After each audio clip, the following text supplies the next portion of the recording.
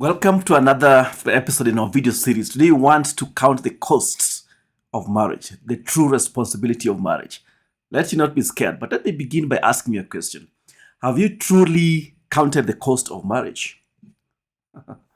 Marriage is a beautiful union, but it's also one of the greatest responsibilities you'll ever have to take on. It's not just about love, it's about sacrifice, commitment, and the willingness to put someone else's needs above your own. So today we are going deep into this, counting the cost, the true responsibility of marriage. Whether you are preparing for marriage or already married, this video will help you to understand the weight of responsibility that comes with saying I do and why it's crucial to count the cost before you walk down the aisle. So, what does it mean to count the cost of marriage? In Luke chapter 14, verse 28, it says, Jesus says, "For which of you desiring out to build a tower does not first sit down and count the cost, whether he has enough to complete it?" So this principle applies to marriage in a big way. Before entering into marriage or even considering, before asking somebody's hand in marriage, it's essential to understand the full scope of what you are committing to. You're not just committing to the wedding day, you're committing to a lifetime of partnership. So, counting the cost means recognizing that marriage requires some of these things. One is emotional commitment or emotional investment. You're not just marrying your partner's strengths, you're marrying their weaknesses, their wounds, and their struggles. Are you ready to support them through it all, through the bad and the good times? Emotional investment. Number two is time and energy. Marriage takes time. Time to nurture your relationship, time to communicate, time to resolve conflicts. It's not something you can put on autopilot. You have to spend time and energy. The third thing that you need to know that you will require is sacrifice. There will be moments where you'll need to put your spouse's needs before your own. Are you willing to make those sacrifices consistently? If you haven't fully counted the cost, marriage can become overwhelming. But if you understand the responsibility you're taking on, you're setting yourself up for a healthy, thriving marriage. So let's talk about emotional responsibility of marriage. It's more than just making your spouse feel loved. It's about creating space where they feel safe, seen, and valued.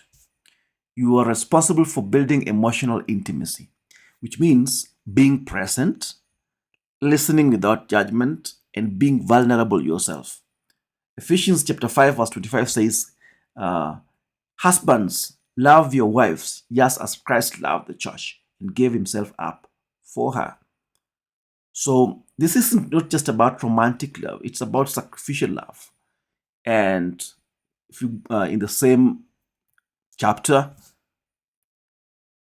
women are also called upon to be submissive. So if you're a husband, you're supposed to love your wife. The wife, you're supposed to be submissive. Are you willing to love your spouse through the highs and the lows, through the easy days and the difficult ones? So here's how you can take on that responsibility. Number one, be a safe space. Make sure your spouse knows they can come to you with their fears, worries, and frustrations without feeling judged. Be a safe space so that even at the worst vulnerable moment, your partner, your spouse will be willing to come to you without fear of judgment or disagreements or tough actions, but be a safe space. This will build trust. Communicate with care. When you communicate, especially during conflict, do so with kindness and understanding. Harsh words can leave emotional scars, but thoughtful words will build trust. So measure your words. Don't be harsh, even during the toughest conflicts. We have talked about these earlier videos. You can search for it, the one that's talking about communication, so that you know how to communicate. Practice patience. Your spouse is going to grow and change. That's okay. Be patient with their journey, just as you want them to be patient with yours. So both of you need to be patient with each other. So So what are some practical and financial responsibilities of marriage? Marriage isn't just about emotional commitment, it's a practical one too. You are sharing a life, a home, and often finances. And if you're not on the same page about those things, it can create tension. So here are some financial responsibilities that you need to take seriously. Financial alignment. As a couple, you need to align your financial goals. This means budgeting together, being honest about debt, and making decisions how you will handle money, as we discussed in the previous video about financial compatibility, which is key. Household responsibilities. When I was growing up, I knew of a family where the children were always saying, the boys were saying when they grow up, they would like to be like their dad. They would like to be their dad because their dad was not doing anything in the house, just sitting and reading magazines and watching TV and doing all sorts of things. No, nothing in helping out in anything. So the boys were making jokes. They want to be like, when they grow up, they want to be like their dad because the mom was making them to take a lot of responsibilities. It's important to share because one of the people in recent times, we are in some training and somebody was saying that, how comes a man and a wife goes to work, they come back both in the evening tired, then the wife takes to the responsibility of cooking. Let's say they're staying two of them. The man pretends to be tired, but now after eating, this man who was tired starts to get a lot of energy to disturb the wife.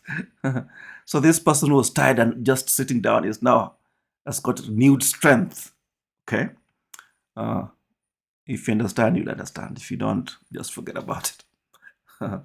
Household responsibilities. Important to at least ease in your partner's household responsibilities. Planning for the future. Marriage is about building life together. So it's important to plan for the future. Don't stay in this as a contract. If you make a commitment to this, this is something that you have gotten into. Remember, it's not only a covenant with this person, but it's also a covenant with God. So planning for the future might include saving for big purchases, planning for retirement, and preparing for the unexpected occurrences and expenses. So Psalms 24 verse 27 says that put your outdoor work in order and get your fields ready. After that, build your house. It reminds us that preparation is key. Before you build a home together, make sure you're aligned practically and financially. The spiritual responsibility, what does it entail? When you enter into marriage, you are making a covenant, not just with your spouse, but with God. You're committing to honor Him through your relationship, to seek His guidance, and to build a marriage that reflects His love. Ecclesiastes chapter 4 verse 12 tells us that though one may be overpowered, two can defend themselves. A cord of three strands is not quickly broken.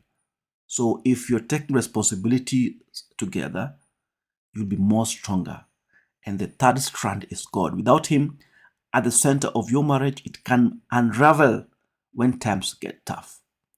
But when you're spiritually aligned, you have a source of strength that goes beyond your own abilities. So this is one of the responsibilities. So here's how to build a spiritually strong marriage. Just like we have discussed earlier, you can check the other videos. It talks about this. The other video on building, praying together, building a spiritual foundation. So you should pray together, study the word together, and serve together. Yeah. The long-term view of marriage. So when you're in marriage, don't look at it like if it doesn't work, I'll get out or something like that. Make it like this is a commitment that there's no coming out of it until death do us part. When we walk, unless it's extraordinary, and the Bible is very clear on what needs to happen in times when things are not at their worst, and one of the things is infidelity, and even then we are called upon to forgive 77 times 7 times. So you need to have a long-term view. It means that you're preparing for more than just the wedding day.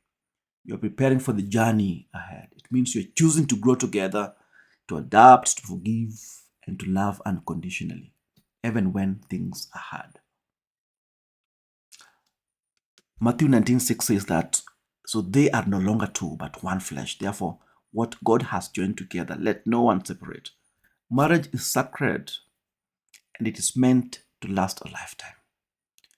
Counting the cost means understanding the weight of that commitment and choosing to honor it every day, deliberately. So here's what I want you to take away from this video, that marriage is beautiful, but it comes with great responsibility. Before you say I do, take the time to count the cost emotionally, practically, and spiritually. Make sure you and your partner are aligned and ready to build a life that honors each other and honors God. If today has resonated with you and you want to dive deeper into how to prepare for a Christ-centered marriage, I encourage you to get a copy of Ready for Marriage. In the book, we cover practical steps to prepare emotionally, financially, and spiritually for the lifelong commitment of marriage. You can get both soft copy and both hard copies. If you live in Kenya, you can get hard copies. You can also order hard copies on Amazon. And so just go to www.readyformarriage.shop, and then you can get all those options of where you can get the book, soft copy or Amazon or hard copy. If you order from Amazon, hard copy, or if you live in Kenya, you can get a physical hard copy. So let's commit today to building our marriages that last. Marriages that reflect God's love, in marriages that are rooted in trust, communication, and responsibility. Thank you for joining me today in this video, and I'm excited to see God bless you and your future in marriage as we take these steps towards building a strong, lasting union.